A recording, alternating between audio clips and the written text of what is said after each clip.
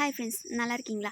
இன்றைக்கி என்ன வீடியோ அப்படின்னா, இனிப்பு, புளிப்பு, காரம் இதெல்லாம் சேர்ந்து ஒரு டேஸ்ட் தான் பார்க்க போகிறோம். அது எப்படி பண்ணணுன்னு பார்க்கலாமா?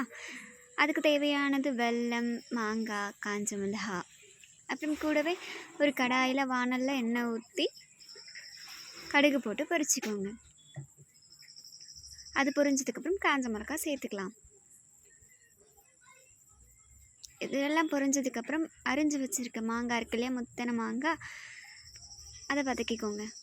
கொஞ்சம் வதங்கினதுக்கப்புறம் உப்பு போட்டுக்கோங்க.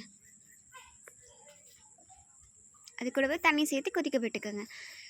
இந்த இந்த டிஷ் பார்த்தோம்னா நைட்டு ஊற வச்சுட்டு காலையில் சாப்பிட்டா சூப்பராக இருக்கும். கூழுக்கு, கஞ்சிக்கு, கிள்ளி போட்ட சாம்பார், ரசத்துக்கு.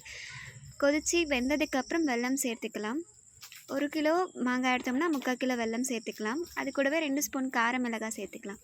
இந்த பதத்துக்கு வந்தோடனே மாங்காய் பச்சடி ரெடி. இந்த வீடியோ பிடிச்சிச்சுன்னா லைக் அண்ட் ஷேர் பண்ணுங்கள், சப்ஸ்கிரைப் பண்ணுங்கள். டாட்டா பாய், டேக் கேர்.